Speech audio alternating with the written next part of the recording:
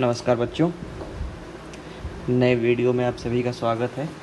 Last video में हम लोगों ने पढ़ा डाल्टन्स एटॉमिक थ्योरी के बारे में। ठीक है, अब आज हम लोग पढ़ेंगे, जैसे हम लोग लास्ट क्लास में पढ़ चुके थे कि डाल्टन की थ्योरी जो है गलत सिद्ध हो गई थी। तो हमने बोला था कि डाल्टन एटम जो है डिवाइड नहीं किया सकता, लेकिन बाद में हमको पता चला कि एटम जो है वो डिवाइड किया जा सकता है, और उसको डिवाइड किया जाता है किसमें, इलेक्ट्रॉन, प्रोटॉन और न्यूट्रॉन में। ठीक, तो ये पता कैसे चला कि इलेक्ट्रॉन जो एटम जो है वो फर्दर डिवाइड किया जा सकता है इलेक्ट्रॉन, प्रोटॉन और न्यूट्रॉन में। तो इसके पीछे बहुत सारे रिसर्च है, मतलब 50 साल लगे हैं इस चीज़ को पता करने में कि एटम के कितने फंडामेंटल पार्टिकल होते हैं। ठीक, तो जैसे इसकी शुरुआत हुई थी डिस्कवरी ऑफ कैथोड रेज से। ठीक है, डिस्कवरी ऑफ कैथोड रेज से इसमें हम लोग इलेक्ट्रॉन को डिस्कवर किए थे। ठीक है, इसमें किया क्या गया था कि एक डिस्चार्ज ट्यूब ली गई थी, ये जैसे ये डिस्चार्ज ट्यूब है। ठीक है, इस डिस्चार्ज ट्यूब के दोनों तरफ 2 इलेक्ट्रोड लगा दिए गए। ये दो यहाँ पे इलेक्ट्रोड लगा दिए गए, इसको कनेक्ट कर दिया गया बैटरी से। ठीक, अब उस डिस्चार्ज ट्यूब के अंदर गैस का प्रेशर बहुत कम लिया गया, ऑलमोस्ट 10⁻⁻⁴ ATM के अराउंड। ठीक है, और वोल्टेज बहुत ज़्यादा लिया गया, 10⁻⁴ वोल्ट पे। क्लियर?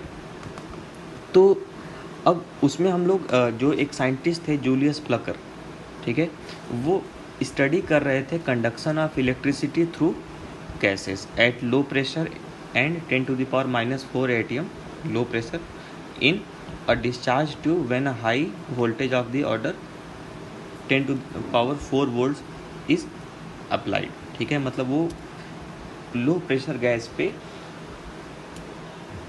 गैस की लो प्रेशर पे गैस की इलेक्ट्रिसिटी कंडक्शन चेक कर रहे थे कि वो इलेक्ट्रिसिटी कंडक्ट कर सकता है कि नहीं कर सकता है। ठीक है, तो उन्होंने क्या ऑब्जर्व किया कि कुछ इनविजिबल रेज स्टार्ट हो रही थी, कहाँ से, कैथोड से, और सीधा ट्रेवल कर रहे थे किसकी तरफ, एनोड की तरफ। ठीक है, इसीलिए उसको हम लोग बोलते हैं anode rays. Clear? Sorry, cathode rays है ना। कैथोड रेज अगर आपसे पूछा जाए कि व्हाट डिफाइन कैथोड रेज, तो cathode rays are invisible rays which travel from cathode towards anode in a discharge tube. ठीक, तो क्या था ये, हम जैसे मैंने बोला कि some sort of invisible rays moved from negative electrode to the positive electrode, these are called cathode rays. ठीक है, अब इनकी प्रॉपर्टीज़ क्या थी। सबसे पहली प्रॉपर्टी थी कैथोड रे की कि ये स्ट्रेट लाइन में चलते थे। ये जो कैथोड रेज थी एकदम स्ट्रेट चलती थी। अब ये कैसे पता चला कि ये स्ट्रेट चलती थी, तो हम लोगों ने क्या किया कि कैथोड रे के रास्ते में अगर हम लोगों ने एक ऑब्जेक्ट रख दिया छोटा सा, तो हमने पाया क्या कि उसका शैडो जो होता है एकदम पीछे बन रहा था। ठीक है, तो अगर किसी भी इनविजिबल रे का अगर शैडो जस्ट अपोजिट साइड में बन रहा है, तो इसका मतलब ये होता है कि वो सीधी लाइन में चल रही है। ठीक है, दूसरा काम हमने क्या किया कि हमने उस कैथोड रे के रास्ते में हमने एक पैडल व्हील रख दिया ना, वो चक्कर होती है हवा वाली, इस पर हवा टकराती है तो घूमने लगता है, वैसे ही ना, टरबाइन टाइप का। तो उसमें हम लोगों ने क्या देखा कि वो जो कैथोड रे था उस पैडल व्हील को रोटेट कर रहा था। ठीक है, तो पैडल व्हील पे अगर आप लाइट डालेंगे तो लाइट तो रोटेट करता नहीं है। ठीक है, रोटेट तभी कर सकता है जब उससे कोई एक्चुअल पार्टिकल टकरा रहा हो। ठीक है, तो उससे हम लोगों ने क्या ऑब्जर्व किया कि this indicates that cathode rays consist of material part. ठीक है, तो हम लोगों ने 2 चीज़ ऑब्जर्व किया, पहला कि वो स्ट्रेट लाइन में चलता है, दूसरा कि वो कोई वेव वगैरह नहीं है, वो मटेरियल है। ठीक है, तीसरा इसका प्रॉपर्टी क्या था कि जब electric and magnetic field apply किया गया कैथोड रेज पे, तो ऐसा ऑब्जर्व किया गया कि जो कैथोड रेज थी वो डेविएट हो रही थी टूवर्ड्स पॉजिटिव इलेक्ट्रोड। ठीक है, तो इससे ये एक बात प्रूफ हो गई कि वो जो कैथोड रेज थी वो न्यूट्रल नहीं थी। क्योंकि अगर वो न्यूट्रल होती तो सीधा निकल गई होती, उनका चार्ज और मैग्नेटिक फील्ड से कोई फ़र्क नहीं पड़ता। वो चार्ज्ड थी और वो क्योंकि पॉजिटिव इलेक्ट्रोड की तरफ डिफ्लेक्ट हो रही थी, इसका मतलब वो जो चार्ज उन पार्टिकल्स के ऊपर जो चार्ज था वो निगेटिव था, क्योंकि निगेटिव पॉजिटिव की तरफ अट्रैक्ट होता है और निगेटिव निगेटिव में रिपल्सन होता है। ठीक है, तो when electric and magnetic fields are applied to the cathode rays in discharge tube, the rays deflected, thus establishing that they consist of charged particles. ठीक है, and the direction of deflection showed that the cathode rays consist of negatively charged particles called electrons. Clear? Good. तो next उसकी property क्या थी? हाँ, अभी मैंने कुछ देर पहले यहाँ पे आप देखेंगे ऊपर, यहाँ पे मैंने जिंक सल्फाइड की स्क्रीन लगाई है, एनोड के पीछे लगाया गया। तो ये जो कैथोड रेज थी, अब जिंक सल्फाइड एक स्पेशल तरह का मटेरियल होता है जिस पे अगर कोई हाई एनर्जी पार्टिकल आप उससे टकराता है तो वो ग्लो करता है। ठीक है, तो ये जो कैथोड रेज थी जब उससे टकराई जिंक सल्फाइड स्क्रीन से, तो वो वहाँ पर ग्लो प्रोड्यूस कर रहे थे ना। They produce green glow when strike the glass wall beyond the anode. Light is emitted when they strike the ZNS screen. ठीक, अब एक और है कि अभी क्योंकि हाई एनर्जी पार्टिकल होते हैं, छोटे होते हैं, तो इनको अगर आप थिन शीट ऑफ एल्युमिनियम लेंगे तो इससे ये पास कर जाते हैं, या कोई भी मेटल। ठीक है, दे अफेक्ट फोटोग्राफिक प्लेट। अब फोटोग्राफिक प्लेट क्या होता है, अब आपके लिए तो समझना बहुत मुश्किल होगा। पहले के ज़माने में इनका यूज़ फोटोग्राफी में किया जाता था। ठीक है, तो उन वो ऐसी प्लेट्स होती थी जो ब्लैक कलर की होती थी, लेकिन उस पर कोई हाई एनर्जी पार्टिकल अगर टकराए तो वो कलरलेस हो जाते थे, तो वैसा है। ठीक है, अब इनके लिए क्वांटिटी कैलकुलेट की गई चार्ज बाय मास। ठीक है, चार्ज बाय मास रेशियो या E/m रेशियो या स्पेसिफिक चार्ज, जिसकी मतलब इलेक्ट्रॉन जो, क्योंकि ये तो पता चलेगा कि वो चार्ज थे, उनका कुछ मास भी था, तो उनके चार्ज और उनके मास का अगर आप रेशियो निकालेंगे इलेक्ट्रॉन्स का, तो वो आता है 1.76 × 10⁻11 कूलाम पर kg। ठीक है, और इस वैल्यू से, और एक एक्सपेरिमेंट और था मुल्लिकन ऑयल ड्रॉप एक्सपेरिमेंट, जो पढ़ना नहीं है हमको केमिस्ट्री में, वो आप फिजिक्स में पढ़ेंगे। तो वहाँ से दोनों को मिलाकर एक इलेक्ट्रॉन और मास की वैल्यू निकाली गई, चार्ज ऑफ इलेक्ट्रॉन और चार्ज ऑफ मास। तो इलेक्ट्रॉन का जो चार्ज होता है वो बराबर होता है -1.6 × 10⁻19 कूलाम। ये आपको वैल्यू याद होनी चाहिए। ठीक है, और दूसरा है मास ऑफ इलेक्ट्रॉन। तो मास ऑफ इलेक्ट्रॉन जो होता है वो बराबर आता है 9.1 × 10⁻31 kg के। ठीक है, तो ये दोनों अगर आप ग्राम में लिखेंगे, तो ग्राम में आप लिखेंगे तो ये आता है 9.1 × 10⁻28 ग्राम। kg में लिखेंगे तो ये वैल्यू आएगी। ठीक है, अब ये -28 क्यों आ गया? कि 1 kg = कितना होता है? 10⁻3 ग्राम। तो 10⁻3 × 10⁻³ को आप मल्टीप्लाई करेंगे तो आता है 10⁻78। ठीक, उसको रिप्रेजेंट करते हैं हम लोग ये साइन से, कि नीचे लिखते हैं -1, ऊपर लिखते हैं 0। तो -1 चार्ज है, मास इलेक्ट्रॉन का हम लोग 0 मान लेते हैं, क्योंकि इसका मास बहुत कम होता है as compared to proton and neutron. Next है डिस्कवरी ऑफ एनोड रेज। ठीक, अब जैसे मान लीजिए कि अगर आपके पास कोई आइटम है, जैसे मान लीजिए हाइड्रोजन है, तो हाइड्रोजन में से आप इलेक्ट्रॉन निकाल लेंगे तो जो बच जाएगा, ठीक है, उसके ऊपर कौन सा चार्ज होगा? Positive charge. जैसे हीलियम है, हीलियम में से एक इलेक्ट्रॉन निकाल लिया तो उसके ऊपर पॉजिटिव चार्ज आ गया। ऑक्सीजन में से इलेक्ट्रॉन निकाल लिए तो मतलब एटम जो था वो पहले इलेक्ट्रिकली न्यूट्रल था, तो उसमें से अगर आप नेगेटिव चार्ज हटा लेंगे तो जाहिर सी बात है जो ऑब्जेक्ट जो रिमेनिंग बच जाएगा उसके ऊपर पॉजिटिव चार्ज होगा। ठीक है, क्योंकि कोई भी चीज़ अगर न्यूट्रल इस कंडीशन में है तो वहाँ जाहिर सी बात है जितने पॉजिटिव चार्ज थे उतने ही नेगेटिव चार्ज थे। तो अगर आपने नेगेटिव चार्ज कम कर दिया तो पॉजिटिव चार्ज ज़्यादा हो जाएंगे। ठीक है, तो अब क्योंकि ये बात तो ऑब्वियस थी कि अगर कोई भी ऑब्जेक्ट जो कि पहले इलेक्ट्रिकली न्यूट्रल था और उसमें से आपने नेगेटिव चार्ज निकाला तो वहाँ पे एक दूसरा भी पार्टिकल प्रेजेंट होगा जो कि पॉजिटिव होना चाहिए, ताकि आपका जो एटम है उसकी न्यूट्रलिटी जो है वो मेंटेन रहे। तो उसको लेकर फिर आगे फिर एक्सपेरिमेंट होते रहे। करीब 10-20 साल बाद एक नया एक्सपेरिमेंट किया गया, इसको हम लोग बोलते हैं एनोड रे एक्सपेरिमेंट या कैनाल रे एक्सपेरिमेंट। ठीक है, इस पर बस एक चेंज किया गया कि जो पहले कैथोड सिंपल लिया गया था, अब ऐसा कैथोड ले लिया गया जिसमें छेद थे, जिसको हम लोग बोलते हैं परफोरेटेड कैथोड। ठीक है, तो उसको होल्स बोला जाता है या कैनाल्स बोला जाता है। तो वहाँ पर क्या ऑब्जर्व किया गया कि सिर्फ ऐसी रेज नहीं है जो कि कैथोड से एनोड की तरफ जाती है, वहाँ पर ऐसी रेज भी प्रेजेंट हैं जो कि एनोड से कैथोड की तरफ ट्रेवल करती हैं। ठीक है, तो उन रेज को नाम दिया गया एनोड रेज। तो एनोड रेज वो रेज हैं जो कि एनोड से कैथोड की तरफ जाती हैं। ठीक है, तो इनकी भी most of the properties same थी, कुछ प्रॉपर्टीज़ डिफरेंट थी। ठीक है, जिनके बारे में हम लोग अभी आगे डिस्कस करेंगे। तो सबसे पहले तो बात यह है कि इस एनोड रेज की डिस्कवरी किसने की थी।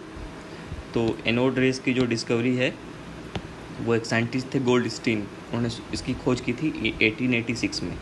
परफॉर्म्ड अ same experiment using perforated cathode having perforated cathode किसको बोलते हैं हम लोग, ऐसा कैथोड जिसमें होल्स या कैनाल्स हों। ठीक है, and found that rays are not only travelling from cathode to anode but simultaneously also travelling from anode to cathode.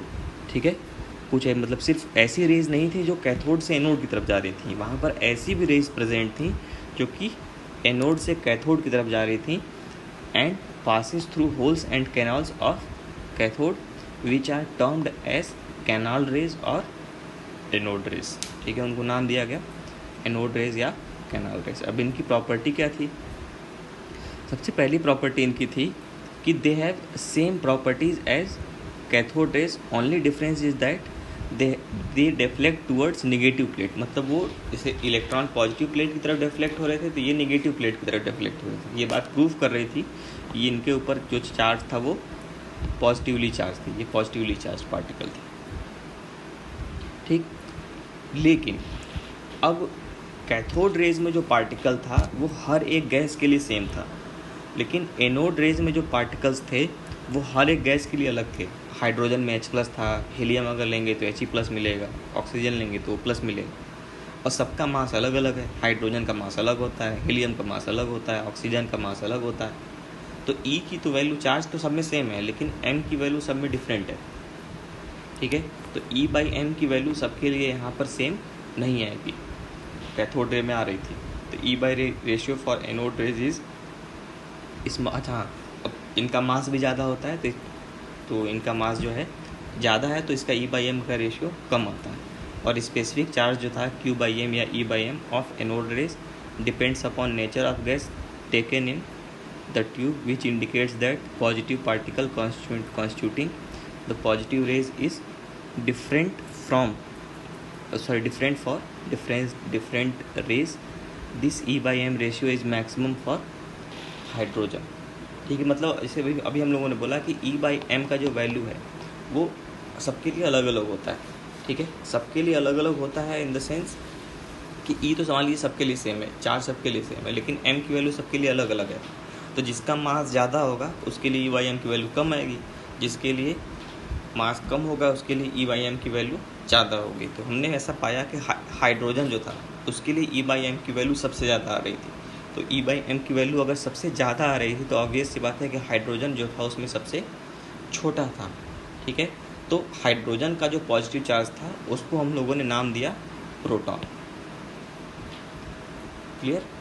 और जब बाद में उसके ऊपर फर्दर रिसर्च किया गया तो पाया गया कि जो चार्ज ऑन प्रोटॉन था वो बराबर था से इलेक्ट्रॉन नेगेटिव चार्ज दोनों पे सेम है। वहाँ पे -1.6 था, यहाँ पे भी, यहाँ पे +1.6 है इंटू 10⁻19 कूलम। और मास ऑफ प्रोटॉन जो था वो था 1.672 इंटू 10⁻27 kg। ठीक है, और E/m अगर आप निकालेंगे तो E की वैल्यू कितनी है 1.6 इंटू 10⁻19 कूलम।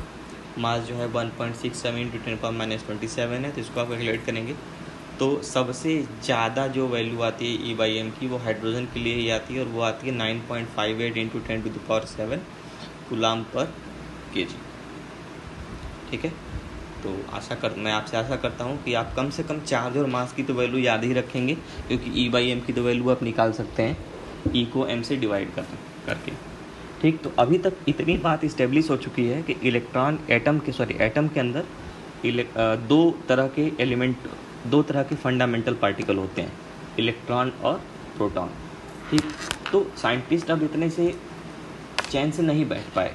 क्योंकि जब इलेक्ट्रॉन और प्रोटॉन का मास ऐड किया गया तो वो एटम के एटॉमिक मास के बराबर नहीं आ रहा था, क्योंकि अगर सिर्फ दो ही पार्टिकल होते तो उनके मास कंजर्व्ड होता है। अब मास कंजर्व्ड है तो इलेक्ट्रॉन और प्रोटॉन के मास को सम करने पर जो मास आना चाहिए वो एटम के मास के बराबर आना चाहिए, लेकिन ऐसा हो नहीं रहा था। ठीक है, तो वो साइंटिस्ट वहाँ से एक और बात में कन्विंस हो गए कि वहाँ पर एक और पार्टिकल मौजूद है जिसके ऊपर कोई चार्ज नहीं है, और इसकी डिस्कवरी और भी 50 साल बाद हुई जाके। 1886 में आपका प्रोटॉन खोज हुआ था, लेकिन आगे जाके 1932 में एक साइंटिस्ट थे जेम्स चैडविक, उन्होंने डिस्कवरी की थी न्यूट्रॉन की, और ये टोटली डिफरेंट एक्सपेरिमेंट था। इसमें उन्होंने क्या किया, बेरिलियम की प्लेट्स ली, उसके ऊपर अल्फ़ा पार्टिकल का बम्बार्डमेंट कराया। अब ये अल्फ़ा पार्टिकल क्या होते हैं? अल्फ़ा पार्टिकल जैसे हीलियम होता है, हीलियम में 2 प्रोटॉन होते हैं। ठीक है, इसमें 2 प्रोटॉन होते हैं, 2 इलेक्ट्रॉन होते हैं और 2 न्यूट्रॉन होते हैं।